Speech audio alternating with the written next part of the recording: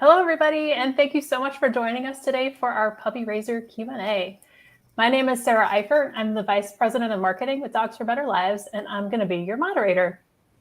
We would love to hear where you're attending from today, so please share your location in the chat. For those of you who are new to us, Dogs for Better Lives trains and places assistance dogs through 3 programs: hearing assistance dogs, autism assistance dogs, and facility dogs. Our assistance dogs are placed at 0 cost with our clients thanks to donor support. You can learn more about us at dogsforbetterlives.org. Today's Q&A is all about one of our most fun, most rewarding volunteer opportunities, and that is puppy raising. We will be recording this presentation, and so we'll be getting that link by email tomorrow if you registered for this event. To ask your questions, you can put them in the YouTube chat box, or you can send us an email at Sarah, S-A-R-A, at dogsforbetterlives.org. We're going to try to get to as many questions as we can today during the time allotted. If you'd like to view closed captions, you can click on the CC box just to the bottom right of this video. With all of that, I'd love to introduce 3 of my fellow staff members from Dogs for Better Lives who have seen it all when it comes to puppy raising. I've got Gwen Dudek here with our Vice President of Program, Hannah Crane, our National Puppy Program Manager, and Donna Bachek, West Puppy Program Coordinator. So with that, Gwen, I'm going to kick it over to you to just give a bit of an introduction about puppy raising. Wonderful. Thank you, Sarah, and thank you everyone who is online with us today. We are so excited to have this turnout and to be talking to everyone about our puppy raising program. One of the things that is really awesome about Dogs for Better Lives, like Sarah said, is we make several different placement types. We do that at no charge to the client, and we are also the transportation. We make those placements in people's homes. And so you might imagine that this program is really impactful for all types of people, demographics. It's a wonderful, wonderful service that we provide. However, we couldn't do it without our puppy raisers, our volunteer puppy raisers. And one of the things as you look into our website, maybe some of you already know this about us, we do have a program that uses rescue dogs as well to create these wonderful placements. And the rescue dog piece has definitely been in our blood and in our history for Dogs for Better Lives since our inception in 1977. However, one of the challenges that's happened and really gotten worse since COVID is that there aren't that many appropriate dogs in shelters that can go on and do this work. Although we definitely have a very strong program going in Texas that's keeping that part of our identity alive and moving forward. What we have done in order to continue placing these amazing dogs with our clients is begin a breeding program. And this has been a small and intentional breeding program. It's been in existence for several years now, but we are certainly ramping up those efforts in an attempt to serve more people. And that is where all of you come in.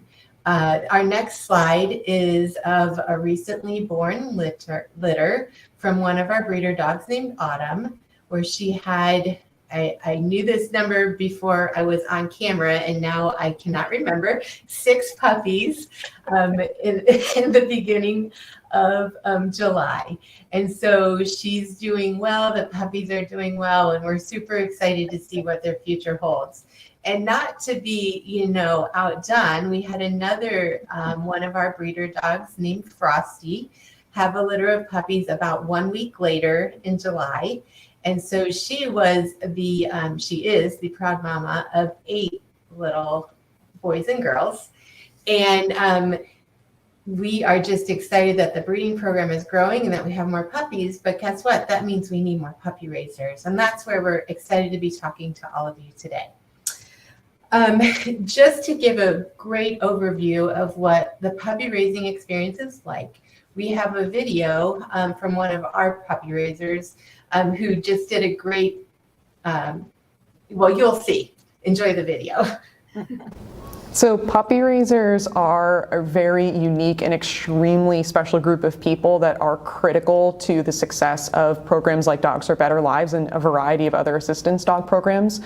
What that means is there's a volunteer that receives the puppy at about 8 weeks of age, they keep that puppy full-time with them in their home, and they help raise and train that dog with support from the organization.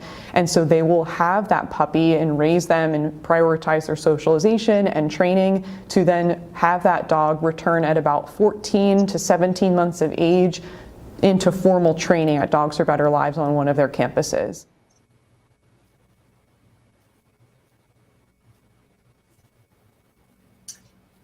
So that was a really quick overview of puppy raising.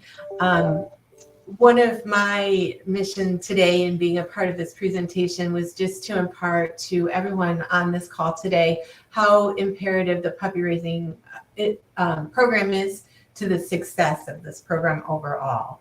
Obviously, we couldn't do this without our volunteer puppy raisers. In a few minutes, Hannah's going to give us some great information on what we ask of our puppy raisers and what's involved in being a puppy raiser. What I would love to just express to everyone here is just the supreme importance of this project to the mission of Dogs for Better Lives and to our success. Over the years, puppy raisers have actually thanked us for the experience of being able to be a puppy raiser and play that small role. Although it's a big role, it's a commitment, it's a big role, but play that role in changing someone's life. Because when these dogs do go on to graduate or be placed with someone, they do make a difference. And as I've been reading through our client testimonials and quotes, one of the things that consistently comes up is that our clients live a more independent and confident, less anxiety-filled life. Thanks to the benefit of their hearing assistance dog that is in their home. They are no longer sleeping through their alarm clock or worried they're going to start a fire in their stove because of not hearing their kitchen timer. And if they travel and sleep in a hotel room, they are way less worried they're going to miss that smoke alarm going off. And that's just some examples from our hearing dog clients. So thank goodness we have our puppy raisers that are helping us accomplish this and place these dogs with our hearing dog clients, our children with autism, and in facilities. Puppy raisers are also thought of from our client side. So we have a quote from one of our graduates, Kristen, who has a facility dog named Major in a Washington City school district. And she told us that, she's so grateful for the puppy raisers because they've helped shape this animal that provides immeasurable support and relief to everyone he meets. He's already changed the lives of so many young people in a short time, working with her in her school, and she can't wait to see what they will accomplish as a team in the future. And that's just from one of our facility dogs. So the puppy raisers are thought of and appreciated and integral to our success in the program. So I think I've said enough, and I would love to hand this over to Hannah, our National Puppy Program Manager, to tell us more details about what's involved in puppy raising. Hannah? Thank you, Gwen. Good morning, everybody. We're excited to be here. Happy to have you here. I'm looking at the chat, and it looks like we have people from all over the U.S., so that's great. Welcome. So diving into the puppy program, our puppies initially spend their first 8 weeks in program with their breeder caretaker, learning from their siblings, learning from their mom, learning from the breeder caretaker, their family and friends, getting exposed to all different sorts of stimuli like noises, smells, textures, walking on. Reach the age of 8 weeks, they then go and get placed with their puppy raiser. That puppy raiser will spend the next week or so just kind of bonding, creating a relationship with this puppy, this program puppy. And that, entails putting them on a schedule, getting them used to their meals, beginning name recognition, getting used to being in a crate and potty training. Then after that week is up, we start right off the bat in training classes where we focus on not only basic obedience, sit, down, stay, come, heel, but we also focus on just good manners and being a well-rounded puppy. So usually we'll do 2 to 3 sessions of training. And also puppy raisers will actually take their program puppies out into public. We call them public outings. On those public outings, we aim to encounter as much different environments as possible, different stimuli, people, sounds, noises, textures, going to the grocery store, going to the park during a soccer game, all sorts of things that these puppies might encounter when they become service dogs. This will create a really strong foundation to help our program puppies build upon once they come in for formal training. Which brings me to graduation. So at the end of the year, when the puppy is about 14 to 16 months of age, they graduate the puppy program, we celebrate with our puppy raisers, and they turn in for formal training. They will either go to our campus in Central Point, Oregon, or Falmouth, Massachusetts, where they will then spend the next 4 to 6 months on average with one of our professional trainers, and they will begin learning their task work to eventually become a service dog. So that's puppy raising in a snapshot. Great. Thank you, Hannah. So what is required of a puppy raiser? So puppy raisers, we do ask for, quite a lot, let's be honest. It's a lot of work raising a puppy. First and foremost, we ask that puppy raisers provide a safe home environment. This is the environment they'll be spending a year in. It needs to be safe for them. It needs to be a nurturing household so that they can grow and thrive and learn. So that's absolutely number one. Also, having the support of your household.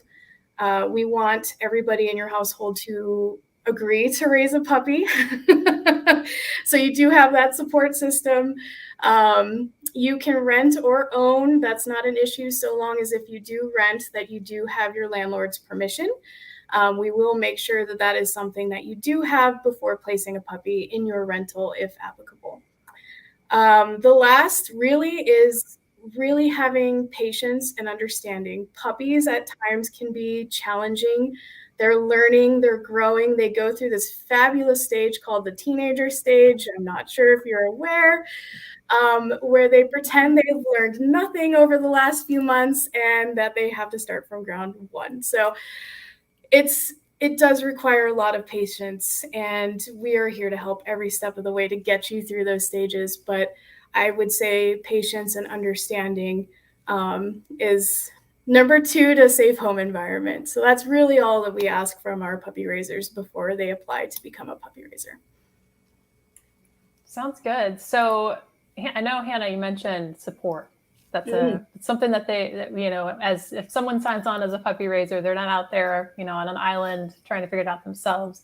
Donna, so you were a puppy raiser before you became a staff member with DBL. You're, I think, on your third puppy. Is that right? Fifth one. Fifth puppy. Oh yeah. My, fifth puppy. So can you tell us a little bit about that support aspect? Well, yes, I actually started in 2020, right before COVID, and took on a pup that I raised for the full year.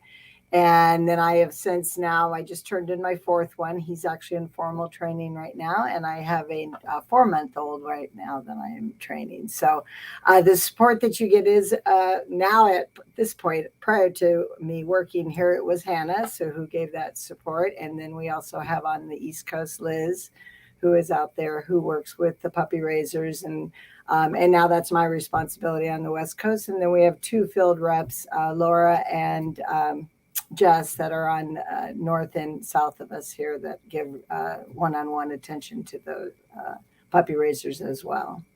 So there's always somebody you can get a hold of that can work you through some of those issues and concerns and some of those behaviors like Hannah was just speaking to. So, because that is always quite the challenge.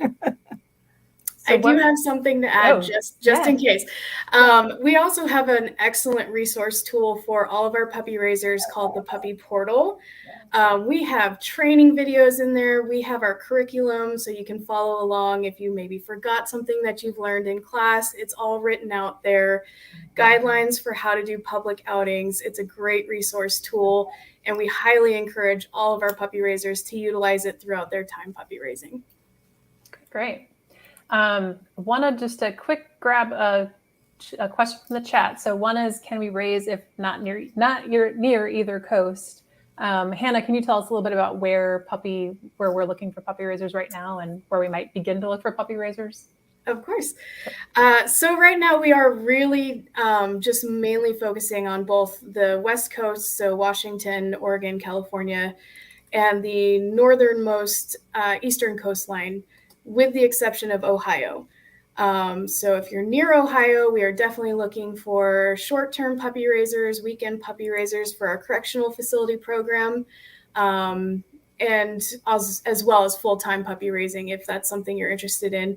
We are looking to branch out soon, but right now we're just open in those 18 states. And if you're not sure, you can go to our website and it will list out every state that we are currently active in. And I highly encourage you to continue to check it. As again, we do hope to expand, because the more volunteers we have, the more puppies we raise, the more lives we can change. Great. Thanks, Hannah. So Carrie Jo asked, are there puppy training classes hosted by DBL, or are they at a local training facility? If you're near a current area coordinator, so whether you're in Oregon near Donna, if you're near Jess in Washington, Laura in California, or Liz in Massachusetts, yes, you would be attending classes with us in group or one-on-one, depending on how many puppies are in your area. However, for those out of state, we really didn't want that to hinder us from expanding. So we are doing finding trainers in your area that can help teach those group classes, so you still get a similar experience. We'll make sure that the trainers teach the same way that we do, using positive reinforcement, and that you get 2 sessions, so beginner and intermediate. That way you are still following along with our curriculum, our program, getting the training you need, working in a class setting with other distractions, which is very valuable to our puppies. So we really wanted to make sure that we can make that happen, even if there's somebody not in your area. And if you needed additional help, again, you can reach out to your coastline coordinator and they will be happy to help you with any additional problems you may have. Great. Donna, I want to get back to you. So why did you decide to start raising puppies for DBL? What was the thing that pushed you over to do that? Yes. Well, I actually, because I've always loved dogs, which I think the majority or many of us do, but I was always in just awe to see what an animal can do for a person to help them live an independent and safe life. And it just was something I'd thought about for many, many years prior to volunteering. But unfortunately had 2 different dogs in my life that were dog aggressive. So I knew I couldn't puppy raise. So at that point, once they had passed away, unfortunately, then I was able to step into this role and be able to be a part of it. And I tell you, it was one of the absolute best decisions I've ever made to become a puppy raiser. It was very rewarding. Can you identify a best part about puppy raising? Best part, my goodness. Well, there's a lot of great moments. The first day you receive this adorable little puppy, sometimes 7-8 weeks of age, you can't beat that. But it's also when you're spending a lot of time with them and you're teaching them and working with them and teaching them cues. And when they get it, it's just amazing to see that look in their eye. You can just see their pride, their chest comes out. You feel proud too, because you've accomplished this. And it's just a really, really good feeling. It's a great connection between the two. And then you keep moving forward and they keep learning. I mean, they're just sponges. They love to learn, and it's very rewarding as a puppy raiser, because you're always getting motivated to keep moving on, because they give you that instant gratification immediately. So yeah, very, very fun. Awesome. So what's the hardest part then? You would ask that.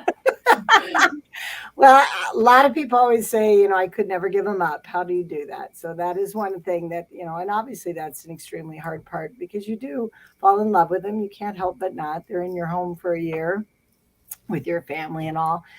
And yet for me, I've done this now 4 times, and it is worth it, because I know they're going on. They're going on to hopefully be a service animal for somebody in need. So and just seeing them. And we send out monthly updates after they get into formal training to those puppy raisers so they can see their progress, how they're working along in the process. So that was always very rewarding as well to see, oh my gosh, they've learned this new sound, or they're now, ready to graduate and become a service animal. So all that, so extremely rewarding. So that's yes, that's a very hard part when you're giving them up.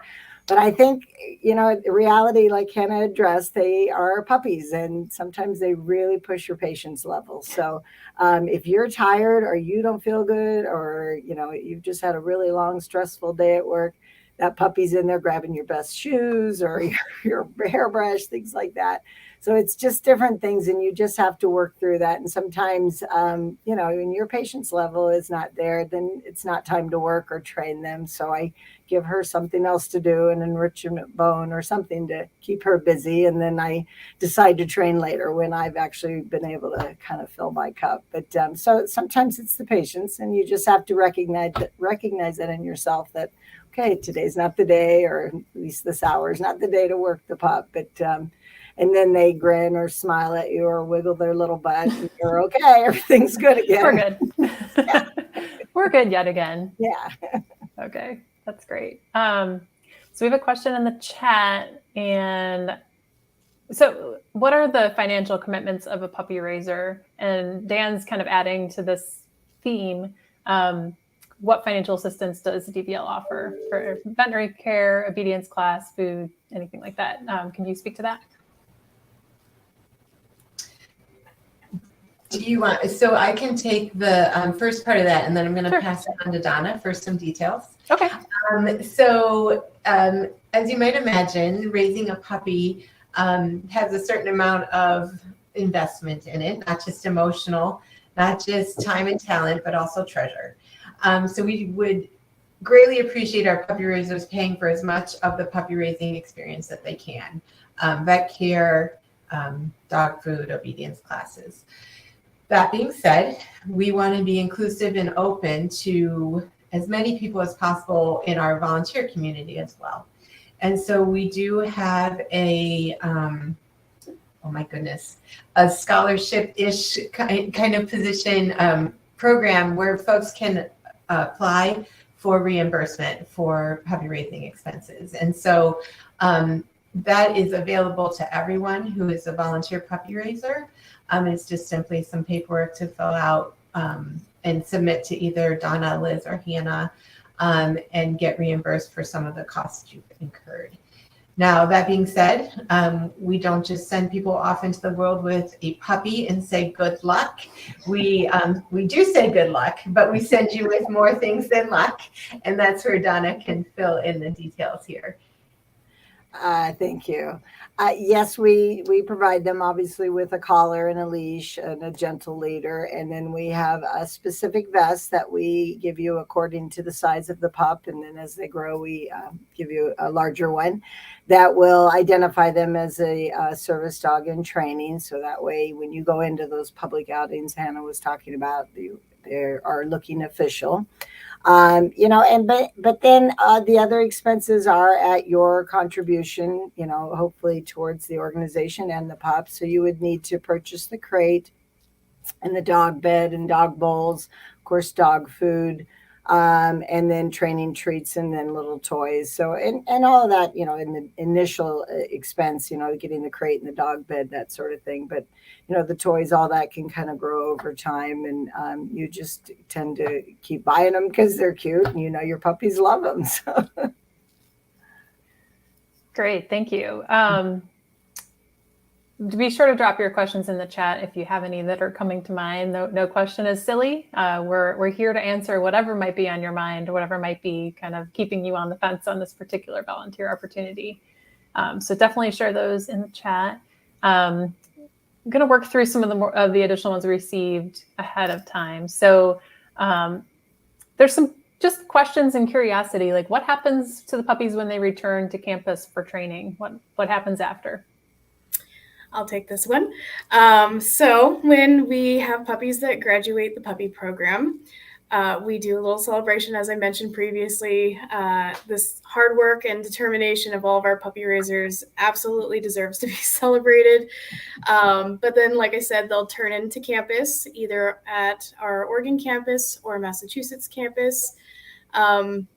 Once they return there, they are matched with a trainer. So depending on their skills, what their needs are, we place them with a trainer. The trainer then does an evaluation. That evaluation will determine their learning skills, what they already have, what they need, and what program that would be best suited for them. So whether that's, an autism assistance dog, a hearing assistance dog, or a facility dog, we try to plan that from the very beginning so we can focus on their task work. Similar to when they're placed with a trainer, just like they're placed with a puppy raiser, that first week is crucial for building that bond. So trainers really make sure that they are spending time with that dog as much as possible, again, learning their skill set, creating that bond so that training might be easier for them and the dog trusts to work with them. They'll typically take about 4 to 6 months. That, again, could vary just depending on the task work the dog is learning, how quickly they're picking up on that, and any additional help that they need, or whatever clients that we do choose for them, what their needs are. We might spend some additional time with them. While they're in training, though, the wonderful news is that you will get monthly updates for the puppy that you raised. They'll come from our amazing coordinators on both coastlines. So Donna will send them out, as well as Liz. And you get to learn about what the puppy that you raised is doing, what they're learning, what program they were selected for. If they're learning sound work, they just did a door knock, so they alerted somebody to the door. They did a full dance, those types of things. So you're right there along with us through their journey. When a dog graduates the program, we do notify our puppy raisers, letting them know, yay, we graduated. We're very excited. The trainer will match a client, depending, again, the client's needs, the dog's skill set. And then we will offer, if both parties do agree, we'll offer to do a video chat during placement. So again, that puppy raiser gets to see the client and the dog in the home environment doing the task work. It's really, we want our puppy raisers to know how much we've appreciated their hard work and dedication. This is not, something that somebody just on a whim decides to do. This is hard work. And so we really want them to see what their hard work turned into. And I think that video call really helps complete that circle. Not only that, but our clients get to see our puppy raisers. They get to see how much work our puppy raisers did, and they get to appreciate that as well. And I think it's a really beautiful thing that we are actually able to do for both our clients and our puppy raisers. And again, if both puppy raiser and client agrees, we can release contact information to the client, and they can choose from there if they would like to continue contacting the puppy raiser and letting them know what they're doing, so that that puppy raiser gets to be a part of that. So it's pretty amazing. You get to see it come full circle. If by chance they don't, make it in one of the programs, we do offer and partner with other schools. So if they have a particular skill set, like one of our most recent puppies went to Search Dog Foundation, and they are thriving. They are seeking out people, they're making a difference, and they're saving lives. So we really do try to make sure that these puppies go on to do something amazing. So it's really exciting to see. And, we keep our puppy raisers in the loop, and they get to see it too. So cool. I want to address Jamie's question in the chat. So Jamie's asking if there's a particular brand of food that is preferred for the puppies. Yes. Currently, we are using Natural Balance Puppy, so chicken and rice. And that can be found on Chewy, Amazon, and I believe PetSmart and Petco both carry it. So something that, again, is easily found nationwide so that all of our puppy raisers have access to it. Okay, great. Donna, I know you mentioned before, like most people think the hardest part is giving them up, which, as you acknowledge, it's hard, right? Mm-hmm. How do you kind of get through that moment?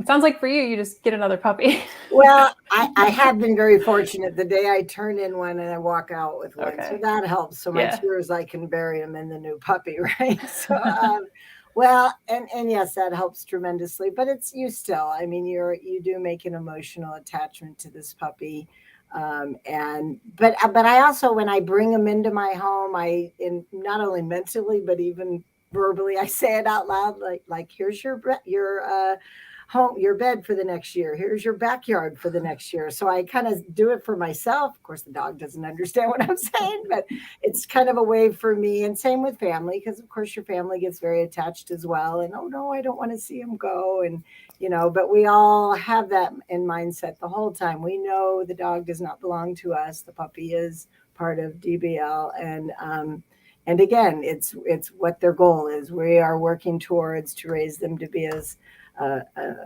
good, have a great foundation so they can go on to hopefully be a service dog one day. So you want to give them the best to have that opportunity. So, and yeah, you do some crying and you do think about them a lot for a long time, but you're also giving back and helping others. So it's just kind of a nice balance.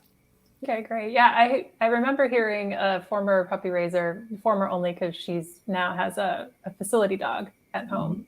But I remember her saying that one of the things for her was, some people say I can never give them back, but her opinion was I get to have this puppy, this really special dog in my home for, a year plus. Absolutely. And like, if I didn't do that because I was afraid to have that puppy go on to its next chapter, I would miss out on that entirely. And that's such like an interesting perspective. Yes.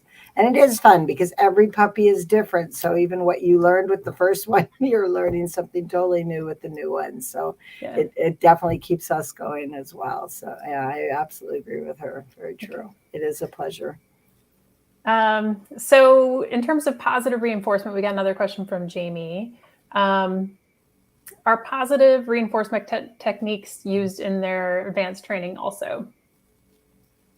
Yes. Gwen could definitely speak more so to that. But yeah, we use positive reinforcement throughout the whole time of that dog's life while they're here with us in training or in puppy classes. But Gwen could probably speak to that a little bit better. Well, I think the answer is yes, like you said. And Jamie, it's good to see you. We definitely do use positive reinforcement. The program is very much based, the trainers use clickers. The program is based in all positive reinforcement. The collars that we use are gentle leaders, or, a lot of the dogs graduate on martingales. So that is definitely a cornerstone of the program, positive reinforcement training. Great. Thanks, Gwen. One other question we got ahead of time. Can you work full-time or part-time and be a puppy raiser? The easy answer, yes, you can. Okay. The more detailed answer to that question, yes. However, if you do work full-time or part-time, we do suggest that you have a support system. So whether that's family, friends, if you hire a puppy sitter, that will definitely be more important in the very beginning stages. And the reason for that being is, these puppies, they're little. When they come to you, they're 8 weeks old. They're about this big. Their bladder's even smaller. So we're potty training at that stage, right? So they couldn't spend a full, 6 to 8 hours in a crate. They need to be walked. They need to be pottied, all that fun stuff. So we always recommend that you have somebody who's available to come to the house to help relieve them. When we do potty training, the general, just so, fun tidbit of information, general rule of thumb, if a puppy is, say, 2 months old, then they can be in the crate for the hours amounting to their age +1. So if they're 2 months old, that means they could probably spend about a max of 3 hours in the crate before needing to go again. But especially in the beginning, they have to be let out very, frequently. So they're learning that, 1, that's where they need to go. 2, as they continue to grow, again, their bladders will grow too. but they do, it's helpful to have a support team if you do work. Now, if you work from home, obviously that looks vastly different. You could probably take a break from your computer, get an X Pen and let your program puppy play in the X Pen while you work. So it really depends on the situation. Now, when the puppies get older and they are totally potty trained and your job will allow it and you're in a safe office environment or safe working environment and your employer is okay with it, a lot of our puppy raisers have actually taken their program puppies to their job site to work. Totally fine. Again, your area coordinator can help walk you through that process, but again, the expectation is they are potty trained because we want to be respectful of our workplace and our employees, our staff. We also want to set the puppy up for success. So that's most important. And we want to make sure that we're not sneaking puppies into our workplace if our boss doesn't particularly want them there. So if you are able, it's a lovely tool to have. It's also a great way to expose the puppy to an office environment or another safe working environment. If you can, if not, continue to have family, friends, continue to support, come over, let the puppy out, or a pet sitter is great too. Great. Helpful information. One question that Dan had, are there any things that would make a person unqualified to raise a puppy? Is another dog or cat in the home okay if they're not aggressive? What about kids in the home, apartment dwellers? One of you touch on that? Yeah, so if you have another dog in the home, totally fine. There are a few stipulations around that though. However, if the dog needs to be at least a year and a half old, I can tell you from experience, having 2 very young puppies in the household is not the kind of chaos that you want in your home. It's a lot of men, a lot of work, and can actually cause behavioral challenges at that point too. So we do ask that any dog in the home is over a year and a half of age. We also ask that they are spayed or neutered or planning on being spayed or neutered before the puppy comes into the home. I'm looking at the rest of the question because I know there was more. Obviously, if there's another cat in the home, that's great exposure for the puppy. We have actually campus cats that help us train the adult dogs. So other animals are more than welcome. Kids, yeah, apartment dwellers. Yeah. So apartments, again, totally fine so long as your landlord approves having a dog on the premises. Okay. And kids are okay. There's no age restrictions. Absolutely. On that? Yes. We love having kids. Again, that's a part of that exposure piece. The only thing we ask is that the kids are never left alone with the puppy. And that, if we need to teach them that puppies are very delicate. So they do need to be supervised the younger that they are. Older kids, again, love to be a part of this. We have a lot of teenagers who participate in this as well. And then they actually do some of the training and they help their parents. So yes, the children, lovely exposure. Just make sure that the younger ones are supervised. Great. Thank you. Going back to the client side of things, Gwen, I'm wondering if you can touch on a little bit more on that, what the clients kind of, what they say about puppy raisers. What is the feeling that they have about this program? I guess if I were to pick one word, it would be grateful. The reality of someone getting a service dog, an assistance dog, is they maybe didn't have the skills themselves to raise a puppy or to select the right temperament of dog. And the fact that programs like this exist, where all of that screening, all of that training has been done by others, starting with the very young 8-week-old puppy. They just are so incredibly grateful to inherit a dog that is easy to live with in the house, that gets along well with their cat or their children, and that is trained and, has good house manners and goes to the bathroom outside. I mean, let's be honest, these are important things. So ultimately, the clients are just so grateful for the commitment that the puppy raisers have made. And just, you become one of the heroes in their story, because you did take on this project for them.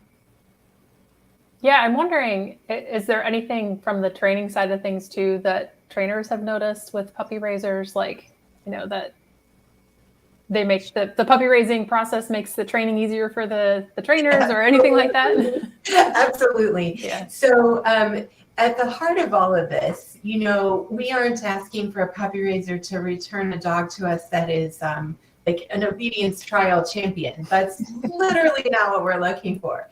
However, if a puppy raiser were to return a dog for training that has nice manners walking on a leash and looks to the person that's holding its leash for input and information and probably a piece of dog food, that's a great dog for us. A dog that knows how to learn, a dog that wants to learn, that's excited to engage with its handler and just be a part of whatever's going on.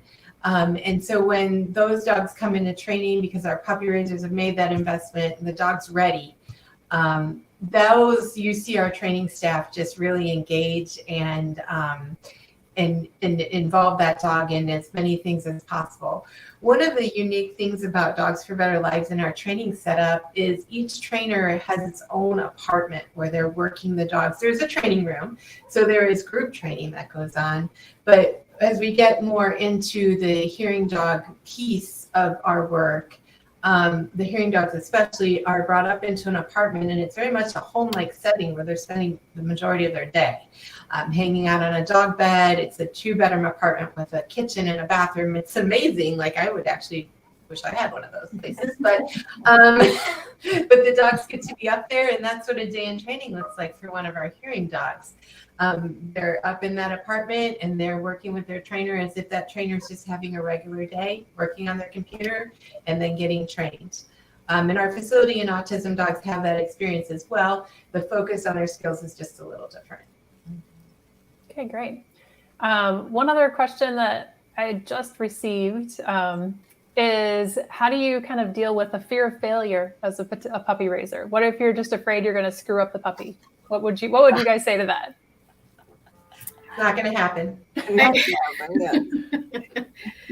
And you wouldn't be alone. There are a lot of people that is one of their biggest reasons they are nervous to do this. But again, we're here to help you learn. Puppies are, while I do say that they are a challenge, when you're actually training them, they can be easily redirected.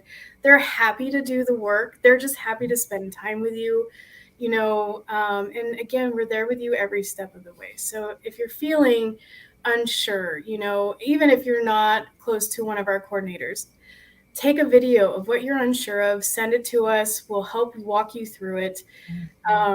You're not alone. And we also have, these wonderful things called puppy pack meetings, where we get together with all of our puppy raisers across the nation so that you guys can, you have a community surrounding you. That is our biggest thing, is our community. I have been fortunate enough to know some of the most amazing volunteers who are just really wanting to do this just so that they can make a difference in this world.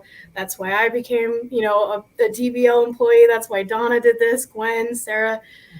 We're here because we want to help others, and we want to help you help others as well. So please don't ever be afraid to do this. We are here for you. You have a community of volunteers, staff supporting you and cheering you along the way.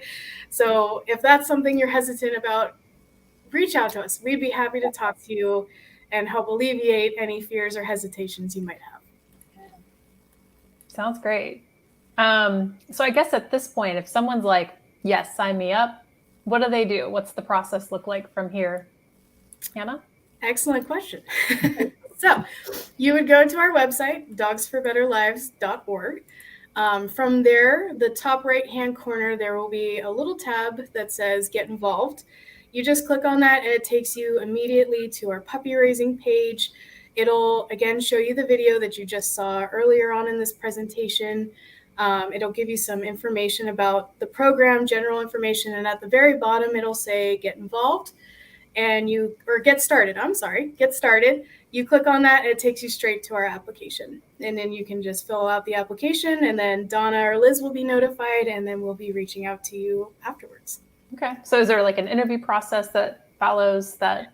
Yes. That application? So once we receive the application, we do ask that you send any photos of your home or yard, any space that the puppy is going to be in, for a few reasons. One, it helps us when troubleshooting behaviors. So we see the environment that they're in. We know what they're interacting with. So if all of a sudden they have a fear of the vacuum, we can help set you up, and we already know kind of how to help you in the home setting.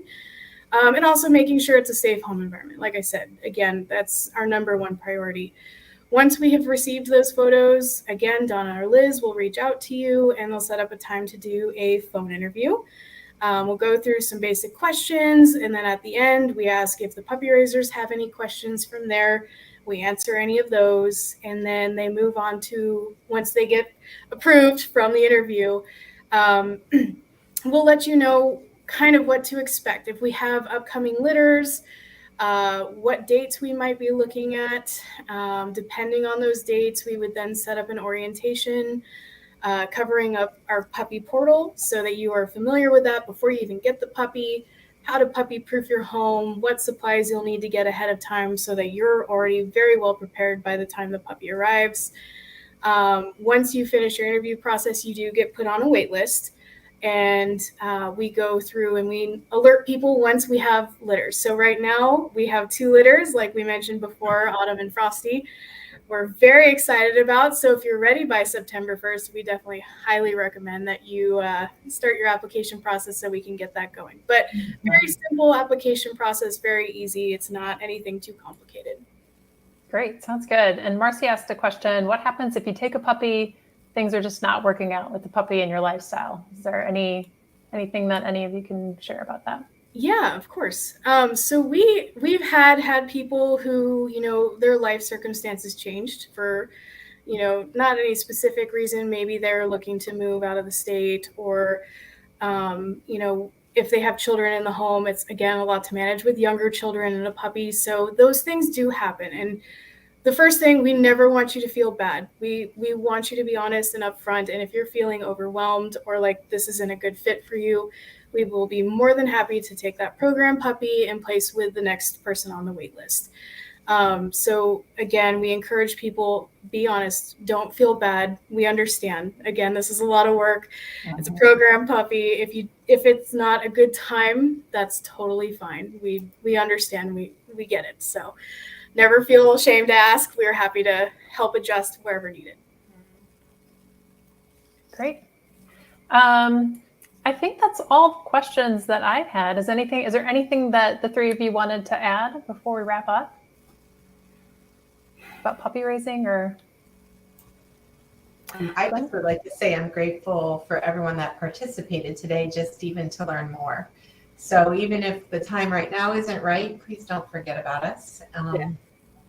Visit early and often, and we'll be here.